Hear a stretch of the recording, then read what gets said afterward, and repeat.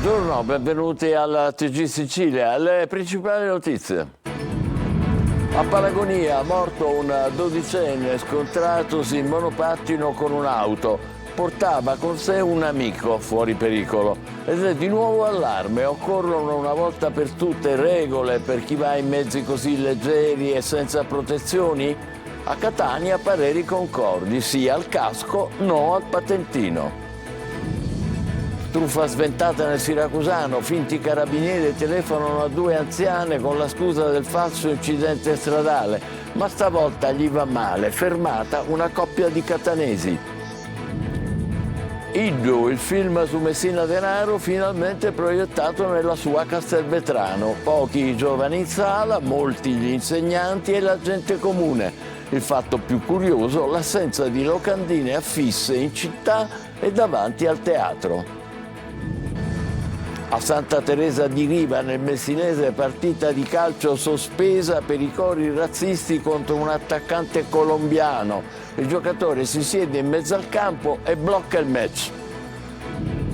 Martin Scorsese da ieri è ufficialmente siciliano, cittadino onorario di Polizzi Generosa nel Palermitano. Senza queste mie origini, dice il regista premio Oscar, non sarei quel che sono. A Palermo ha congresso gli studiosi dell'esplorazione scientifica del Mediterraneo. Inaugura Alberto di Monaco. La Sicilia, secondo il principe, è un paradiso congelato nel tempo. A Catania, al via al Teatro ABC, la nuova stagione Turiferro con uno spettacolo di Edoardo. Molti gli attori della scena nazionale in cartellone insieme a beniamini del pubblico siciliano. Calcio a Catania, la vittoria sull'Altamura, la terza consecutiva, ha acceso l'entusiasmo dell'ambiente rossazzurro e da domani la squadra di Toscano comincerà a pensare alla trasferta di Foggia.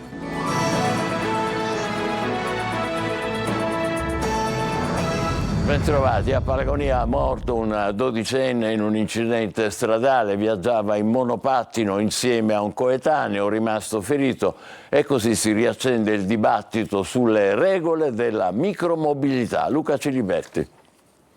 L'ultimo caso a Palagonia nel fine settimana, stavolta drammatico. Un ragazzino di 12 anni ha perso la vita e un coetaneo che era con lui sullo stesso mezzo è rimasto ferito e fortunatamente non è in pericolo di vita dopo il ricovero d'urgenza al Policlinico di Catania. Entrambi viaggiavano su un monopattino quando sono stati investiti da un'auto in via Garibaldi. Illeso l'automobilista. I monopattini elettrici possono rappresentare un serio pericolo per la sicurezza stradale perché spesso vengono visti come un gioco. Molti utenti, soprattutto i più giovani, li usano senza indossare le protezioni necessarie come il casco o il giubbotto catarifrangente, aumentando così il rischio di incidenti gravi. E per adottare queste misure di prevenzione non c'è bisogno di alcuna legge, basta il nostro buonsenso. Il caso di Palagonia riapre la difficile questione di regolamentare attraverso obblighi e sanzioni l'utilizzo dei monopattini. I numeri, come sempre in questi casi, parlano chiaro. Secondo i dati, gli incidenti stradali con lesioni a persone che hanno coinvolto almeno un monopattino elettrico sono stati 3.365 nel 2023. Nel 2023 i morti su monopattino sono stati 21, nel 2024 abbiamo già raggiunto quota 14, senza contare le migliaia di feriti gravi. Attendiamo con ansia la regolamentazione che verrà introdotta dal nuovo codice della strada, anche perché il monopattino può rappresentare un veicolo di grande aiuto per la mobilità sostenibile e smart delle nostre città. Il nuovo codice della strada nel 2024 introduce anche nuove regole. Per i monopattini una delle novità più rilevanti è l'obbligo di dotarsi di una targa e di un'assicurazione. L'obiettivo è quello di responsabilizzare i conducenti e garantire una maggiore sicurezza sulle strade. Questo vuoto normativo però mette in difficoltà le forze dell'ordine che non riescono ad operare soprattutto nella prevenzione. Insomma, utili ma anche pericolosi. Ecco come la gente percepisce i monopattini sempre più presenti sulle nostre strade. In attesa di una regolamentazione, i catanesi sono favorevoli al casco ma contrari al patentino. Eva Spampinato. Sfrecciano a velocità in mezzo alle auto, utilizzano i marciapiedi come corsie preferenziali, non si preoccupano dei divieti di transito o di attraversare le strisce pedonali, come questo ragazzo.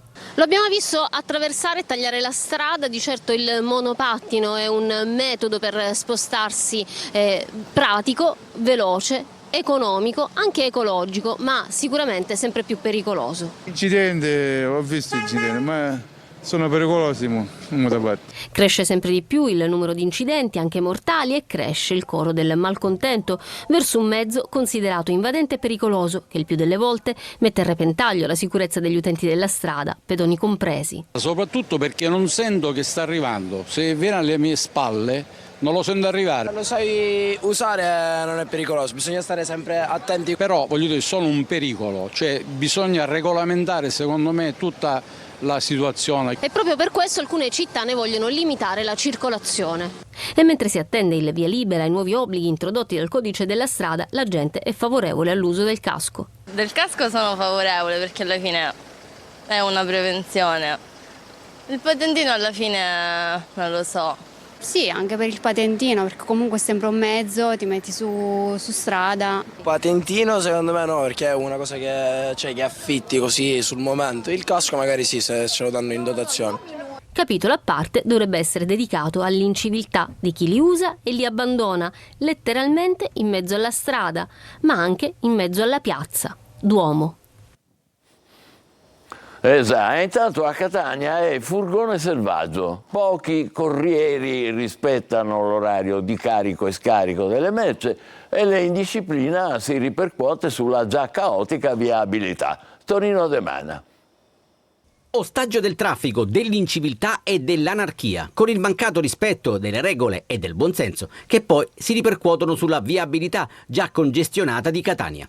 In qualsiasi giorno e in qualsiasi ora si assiste al carico e scarico delle merci, regolamentato da orari e da indicazioni stradali che però non vengono rispettati. Non riesco a camminare nei marciapiedi perché ci sono i furgoni che vanno a consegnare nei negozi e questo secondo me non è giusto perché ci deve essere un orario specifico. Tempi duri anche per i pedoni con strade e marciapiedi off limits, furgoni parcheggiati dove capita ed anche sulle strisce pedonali del centralissimo Corso Sicilia, tanto la risposta è sempre la stessa. Mi sono fermato giusto un attimo, da queste parti non c'è posto. Non è un mistero, chi fa questo lavoro deve convivere con il traffico e al tempo stesso sperare di non incorrere in contravvenzioni. Noi autisti è un problema perché possiamo prendere anche qualche verbale che poi arriva in ditta. Ne ha presi? Al momento no. Sarebbe in realtà anche un orario di carica e scarico, lei lo sa qual è? Dalle 15:30 alle 16. E che ore sono adesso? Ora sono le 11. Però qua non c'è la zona di ZTL, quindi possiamo scaricare. Carico e scarico, come detto, a qualsiasi ora e con mezzi più disparati. Non passa inosservato questo ragazzo in monopattino che trasporta un enorme cartone in via Etnea. La tua è una discesa libera? Sto cercando di andare solo al lavoro, mi serve solo il cartone per fare gli imballaggi, niente di che. Ma lo sai che sei sulla corsia preferenziale? Non sono come un autobus, sono come se fossi un autobus, no? Che numero sei? Numero 1.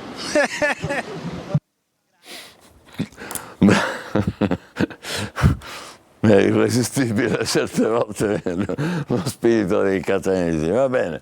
Adesso altre notizie di tutt'altro genere. 2 arresti a Catania per un tentato omicidio nel 2021 per questioni di eredità. La vittima accoltellata dai parenti a Picanello. Tonino De Mana ancora. Forti contrasti tra familiari per una eredità. Sarebbe questo il movente di un tentato omicidio commesso il 12 ottobre del 2021 a Catania e che a distanza di 3 anni ha portato all'arresto di Benedetto Giuseppe Lamartina, 62 anni, e Gaetano Popolo, di 52, accusati di tentato omicidio aggravato dai futili motivi.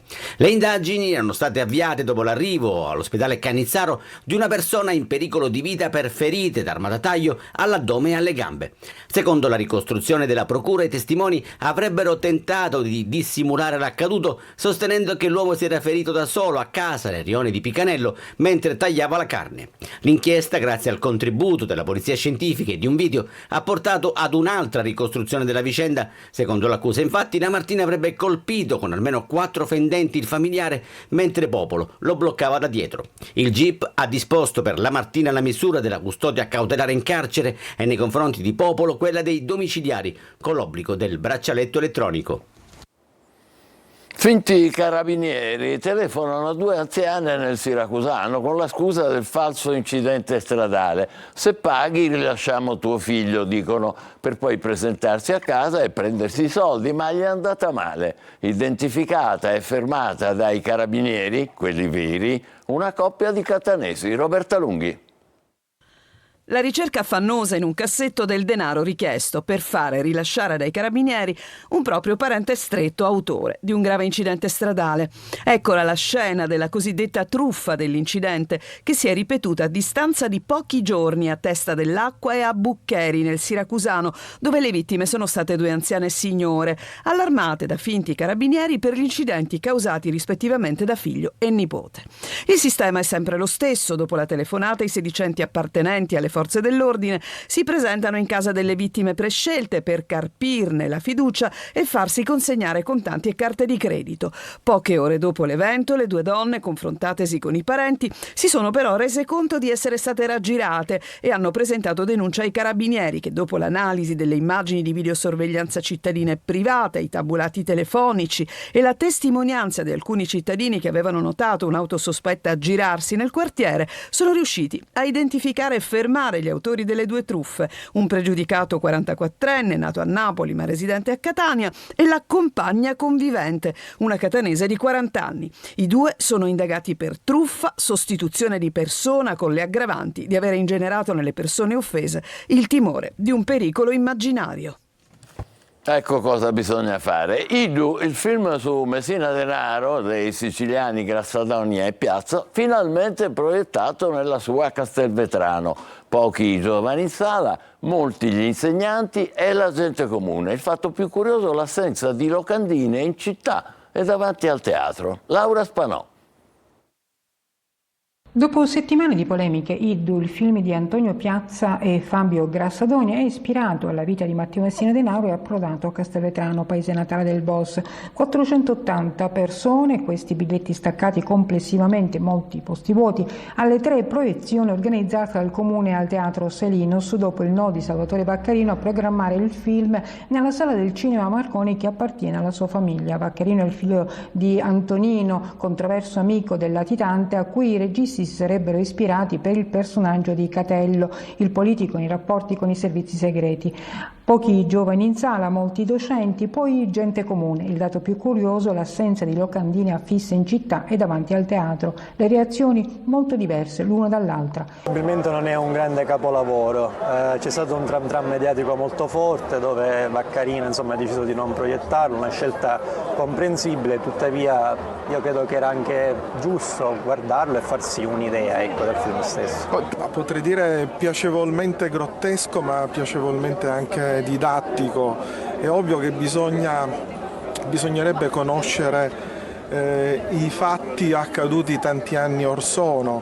È ovvio che la gioventù potrebbe entrare con curiosità dentro questi fatti che hanno caratterizzato la città. Aspettavo una ricostruzione, non dico più fedele, un po' fedele. Chi vede questo film e non conosce i fatti o non ha idea del luogo si annoia, non capisce, non collega. Insulti razzisti nei suoi confronti durante la partita di calcio. L'attaccante della Ionica Santa Teresa, squadra messinese, bersaglio dei cori, si è seduto in mezzo al campo e si è rifiutato di continuare a giocare. Francesco Triolo. Una passeggiata il giorno dopo in centro a Messina per cercare di smaltire l'amarezza, la rabbia, la delusione nelle orecchie di Jairo Allegria, il calciatore colombiano della Ionica di Santa Teresa. Ci sono però ancora quei cori, i bui, gli insulti ai tifosi del Città Diavola che lo apostrofavano in maniera razzista da 45 minuti durante la partita del campionato di eccellenza. Lui si è seduto in mezzo al campo e ha detto basta, sostenuto dai suoi compagni, alla società. Si sono fermati tutti, con l'arbitro costretto a sospendere la partita sul 3-0 per gli ospiti. He sentido qualcosa 20 minutos que ha iniziato la partita de cántico racista de la tifosi della squadra rival. Che ti dicevano? Nero, me facevano bu come in canto de... non lo so, simio e questa cosa. Poi a un certo punto non ce l'hai fatta più? No, non me l'ha fatto più perché già erano assai, già si sentiva troppo. Intanto la tifosi nostra hanno chiesto che perché facevano questo, che già la partita praticamente era finita. E non lo so perché. Ne hai parlato anche con l'arbitro? Sì, lui mi diceva che restavano 15 o 20 minuti che giocare, ma non me la faceva più. La cosa bella è che tutti i tuoi compagni poi sono stati con te. Sì, loro mi dicevano che si voleva continuare, che loro facevano lo che io volevo fare, che loro stavano con me.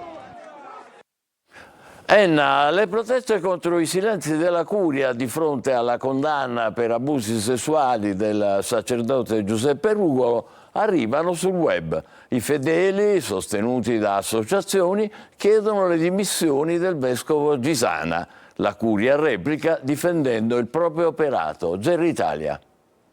Dalle piazze al web monta la protesta dei fedeli contro il silenzio della Curia sulla condanna per abusi sessuali del sacerdote Giuseppe Rugolo. Sabato scorso a Enna si è tenuta l'ennesima manifestazione, stavolta supportata anche da 9 associazioni del Coordinamento Nazionale contro gli abusi nella Chiesa Cattolica, riunite sotto l'hashtag Italy Church 2.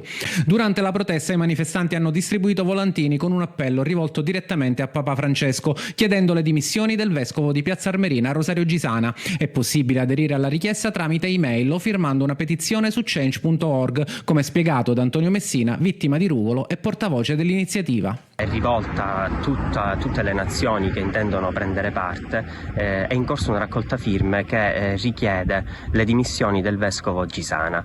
Questa raccolta firme sarà chiaramente portata avanti per alcune settimane per poi essere inoltrate alla Santa Sede. Ma a stretto giro è arrivata la risposta della Curia. L'avvocato Gabriele Cantaro, legale della diocesi Piazza Armerina, ha commentato la protesta, sottolineando il diritto di manifestare, ma criticando le interruzioni di celebrazioni sacre. La protesta deve rispettare i riti e il sentimento religioso dei partecipanti, ha detto l'avvocato. Cantaro ha inoltre richiamato le altre manifestazioni del comitato contro il vescovo Gisana, difendendo l'operato del prelato. Secondo il legale, infatti, le proteste delle scorse settimane non rappresenterebbero la comunità religiosa nel suo insieme, la quale, sostiene Cantaro, invece sosterrebbe il vescovo riconoscendone l'impegno. Secca la replica del comitato. Da parte nostra non c'è stata alcuna offesa al sentimento religioso dei fedeli, ci siamo solo limitati a uscire dalla chiesa compostamente e silenziosamente. Gisana invece sia coerente e si dimetta, un atto doveroso per restituire credibilità alla chiesa. E recentemente anche Papa Francesco ha detto di denunciare pure i vescovi in caso di abusi sessuali. Martin Scorsese da ieri è ufficialmente siciliano. Al regista premio Oscar è stata conferita la cittadinanza onoraria di Polizzi Generosa. Nel palermitano non sarei quello che sono senza Polizzi, dice il regista Marco Gullà. Un lungo applauso e tanta emozione. Polizzi Generosa ha accolto con grande entusiasmo il regista Martin Scorsese, conferendogli la cittadinanza onoraria. L'evento ha riempito le strade del paese di cartelloni di benvenuto e un'atmosfera di festa per il grande regista, i cui nonni emigrarono negli Stati Uniti proprio da Polizzi. Il cognome originale della famiglia, Scorsese, fu poi modificato a causa di un errore di trascrizione. Abbiamo avuto il piacere e l'onore di conferire la cittadinanza onoraria a Martin Scorsese, un altro figlio illustre di questa terra generosa che è Polizzi Generosa, ma addirittura possiamo dire che è un attributo che tutta la Sicilia e tutti i siciliani possono sentirsi loro, perché è un figlio che ritorna nella sua terra d'origine e per questa occasione è venuto accompagnato dalle figlie, dai nipoti, e quindi per rinsaldare questo legame profondo che lui, americano di terza generazione, ha avvertito da sempre e che oggi ha sancito con questo viaggio di ritorno. Oggi non sarei quello che sono senza Polizzi, ha detto Scorsese, premio Oscar come miglior regista per Departed e in Sicilia anche per girare un documentario sui naufragi dell'antichità. Per il regista, in omaggio, anche una maglia del Palermo Calcio. Beh, bellissimo. Allora, il mare e le sfide per difenderne l'ambiente. A Palermo ancora il congresso internazionale della CIESM, la Commissione per l'esplorazione scientifica del Mediterraneo. A inaugurare l'evento il principe Alberto di Monaco. Marco Gullà. È stato direttamente il principe Alberto II di Monaco ad aprire il 43° congresso della Commissione internazionale per l'esplorazione scientifica del Mar Mediterraneo, che si sta tenendo a Palermo e vede impegnati 400 ricercatori provenienti da 23 nazioni. Temi del convegno: la pesca sostenibile, l'impatto dei cambiamenti climatici e in particolare l'impegno delle comunità nella protezione dell'ambiente marino. Un congresso importante che parla dei grandi problemi che attanagliano in questo momento il nostro mare, e quindi la sua attenzione e soprattutto aver scelto Palermo come città di sede congressuale per noi è importante, anche per fare conoscere Palermo come talvolta non si conosce. La storia umana della Sicilia è intrecciata con quella del Mediterraneo e si riflette all'interno di queste stesse mura, ha detto il principe Alberto II di Monaco nel suo discorso iniziale. La Sicilia è una terra dove 25 secoli di storia gettano una lunga ombra che sembra tenere i suoi abitanti in una sorta di paradiso congelato nel tempo. Le tematiche sono moltissime, ma riguardano sostanzialmente la salute dei mari e degli oceani.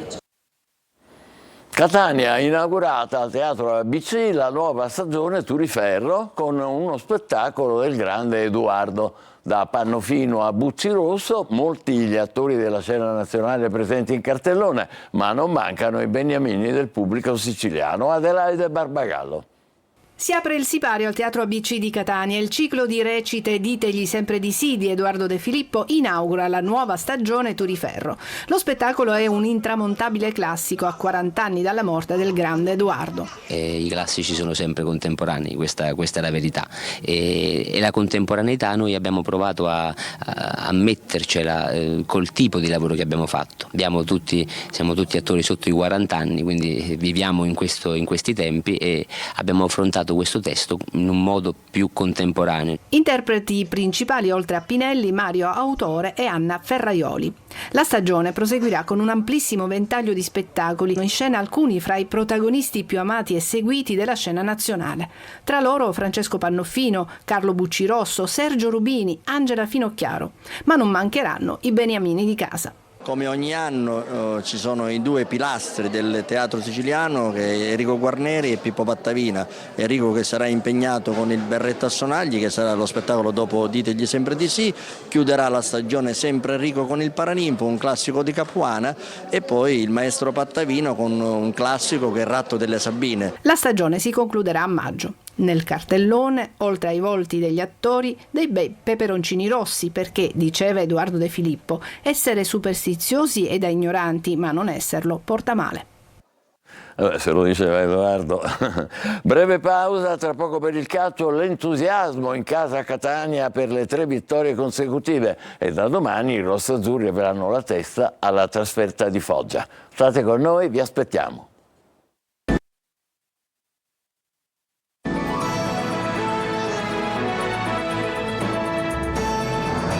Con il calcio, la vittoria contro l'Altamura ha alimentato l'entusiasmo in casa a Catania, tanti gli spunti positivi, e da domani si pensa alla trasferta di Foggia, passaggio importante nel momento rossazzurro. Francesco Triolo.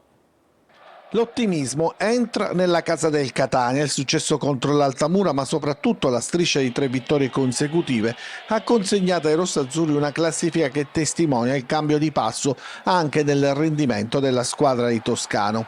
Cresce il Catania, nonostante le difficoltà legate alle assenze, agli infortuni, alle condizioni non perfette di alcuni giocatori chiave nell'ultimo periodo, che però il gruppo ha saputo affrontare e superare aiutandosi al proprio interno e trovando nella forza del Massimino una spinta propulsiva ulteriore per le ambizioni rossazzurre. La gara contro l'Altamura ha lasciato anche consapevolezza delle proprie potenzialità, di come si possa gestire il gioco e la partita e quanto pericoloso diventa il Catania quando va in velocità. Il cuore, la corsa e gli inserimenti di Carpani, la sostanza e il fiuto del gol d'inglese, la spinta sugli esterni Guglielmonti e Anastasio, la consistenza della difesa che nelle ultime 4 partite ha subito soltanto un gol e sinora in campionato per ben 6 volte ha mantenuto la porta inviolata. Numeri che fanno bene all'autostima, soprattutto se all'orizzonte c'è una trasferta insidiosa come quella di Foggia, dove i rossazzurri troveranno una squadra sì in crisi, ma che è stata affidata da qualche settimana alle cure di Eziolino Capuano, uno che sa inventarsi qualsiasi cosa, dare continuità ai risultati anche allo Zaccheria sarebbe fondamentale per alimentare le ambizioni etnee. Lo sappiamo che alla fine quando gioco contro noi, che sia in casa che fuori casa, gioco con tutti una finale e noi dobbiamo farci trovare pronti e continuare su questa strada, perché deve essere una delle tante vittorie. E noi ci fermiamo qui, l'appuntamento è per le 20, grazie per averci seguito, buon pomeriggio.